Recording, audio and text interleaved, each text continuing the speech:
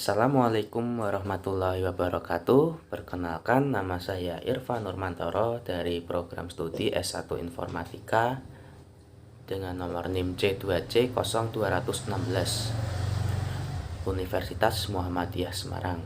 Kali ini saya akan menjelaskan tentang sistem operasi. Sebelum ke pembahasan inti, saya akan menjelaskan sejarah sistem operasi. Sistem operasi yang umum digunakan oleh kebanyakan komputer terdiri dari 3 keluarga, yaitu 3 kelompok, yaitu keluarga Microsoft Windows, keluarga Unix, dan keluarga Mac OS. Sedangkan untuk komputer mainframe dan superkomputer menggunakan banyak sekali sistem operasi yang berbeda-beda, umumnya diturunan dari sistem Unix yang dikembangkan oleh vendor seperti IBM AIX, HP atau UX, dan lain-lain. Sistem operasi mengalami perkembangan yang dapat dibagi ke dalam 5 generasi. 1. Generasi awal pada tahun 1945 sampai 1955. Perkembangan awal sistem operasi masih dilakukan secara manual, dalam arti belum muncul adanya sistem operasi masih dilakukan secara manual, secara otomatis, artinya belum mendukung layanan pekerjaan yang dapat dilakukan dalam satu rangkaian. Generasi kedua pada tahun 1955 sampai 1965. Di generasi ini sudah diperkenalkannya pekerjaan yang dapat dilakukan dalam satu rangkaian atau biasa disebut dengan batch processing system. Generasi ketiga 1965 sampai 1980. Pada generasi ketiga, sistem operasi sudah mendukung layanan multi-user atau multi-programming dan batch processing system atau multitask. Nah, generasi selanjutnya diperkenalkan sistem operasi bergerak atau mobile pada perangkat bergerak seperti PDA, Pocket PC, dan lain sebagainya. Di generasi selanjutnya juga dikembangkan juga teknologi sistem operasi jaringan yang sifatnya virtual, sehingga dalam satu jaringan hasilnya hanya diinstal satu buah sistem operasi pada perangkat. Selain itu, diperkenalkan pula cross-platform operating system, yang artinya dapat menggabungkan dua operasi sistem berbeda seperti Linux dan Windows. Dan definisi sistem operasi sendiri itu adalah perangkat program yang mengelola sumber daya perangkat keras komputer hardware, si perangkat lunak atau software. Sistem operasi adalah jenis yang paling penting dari perangkat lunak sistem dalam sistem komputer. Tanpa sistem operasi, pengguna tidak dapat menjalankan program aplikasi pada komputer mereka, kecuali program aplikasi booting. Contoh sistem operasi modern adalah Linux, Android, iOS, Mac OS, OS X, dan Microsoft Windows. Langsung ke pembahasan inti pengertian sistem operasi dan fungsinya. Pengertian sistem operasi merupakan suatu perangkat lunak yang berguna untuk mengatur atau mengontrol sebuah program yang terpasang di komputer agar dapat saling berkomunikasi. Fungsi sistem operasi, beberapa fungsi OS antara lain sebagai berikut. Yang pertama, sistem booting. Proses booting terjadi pada saat dimulainya menghidupkan sistem komputer. Pada tahap ini, OS akan mengecek dan menyimpan konfigurasi hardware seperti monitor dan memori internal. Yang kedua, manajemen proses. Inti proses yang ada di dalam memori utama adalah mengarahkan pengambilan program ke memori utama dieksekusi oleh CPU.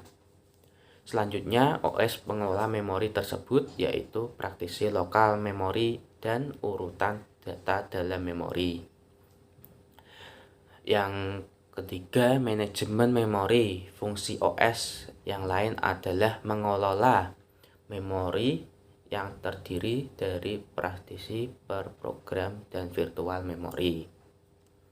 Nah, jenis-jenis sistem operasi ada beberapa. Yang pertama itu Windows Microsoft atau Microsoft Windows adalah sistem operasi yang dikembangkan oleh Microsoft Corporation yang menggunakan antarmuka dengan berbagai GUI, General User Interface, atau tampilan antarmuka bergrafis.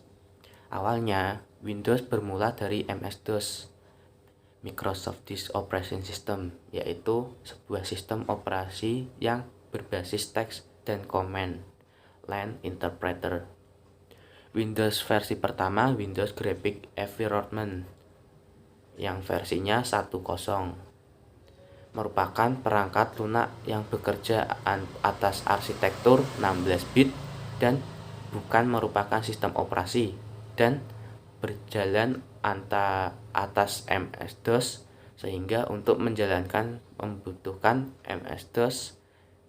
MS-DOS sendiri sebenarnya itu dibuat oleh perusahaan Seattle Computer Product dan berulah kemudian direkrut oleh Microsoft yang selanjutnya dibeli lisensinya. Yang kedua, Unix dan Linux. Unix sendiri ditulis dalam bahasa C, sehingga Unix pun mirip dengan DOS, yaitu line atau text command based. Selain itu, Unix pun merupakan sistem operasi yang secure dibanding dengan sistem operasi lain, karena setiap file, directory, user, dan grup memiliki set izin tersendiri untuk diakses karena adanya dukungan proyek GNU. Maka selanjutnya Unix berkembangan menjadi Linux, salah satu varian Unix. Nah, Linux awalnya dikembangkan oleh Linus Torvalds yang pada mulanya sekedar emulasi terminal yang dibutuhkan untuk mengakses server Unix di universitasnya. Linux merupakan kloningan dari Minix, salah satu varian Unix. Peralatan sistem dan perpustakaannya umumnya berasal dari sistem operasi GNU. Pembahasan selanjutnya, sistem operasi open source. Open source merupakan perangkat lunak di mana kode program dibuka dan disediakan oleh pengembangannya secara umum agar dapat dipelajari, diubah, dan dikembangkan lebih lanjut dan disebarluaskan. Jika ada pembuatan perangkat lunak yang tidak mengizinkan kode programnya diubah atau dimodifikasi, maka bukanlah disebut sebagai open source, merupakan kode program dari perangkat lunak tersebut yang tersedia. Nah, peranan sistem operasi di era sekarang.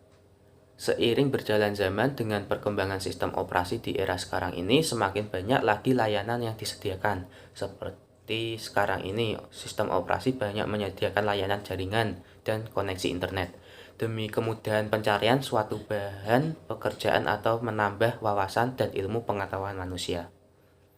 Yang seperti sistem operasi juga menjaga kerusakan sistem komputer dari gangguan program perusak yang berasal dari perangkat keras lainnya. Maka peranannya sangat banyak untuk membantu manusia dalam berbagai bidang, diantaranya yang pertama pendidikan. Dengan adanya internet dapat memudahkan siswa dalam mengerjakan suatu tugas dan mencari pengetahuan.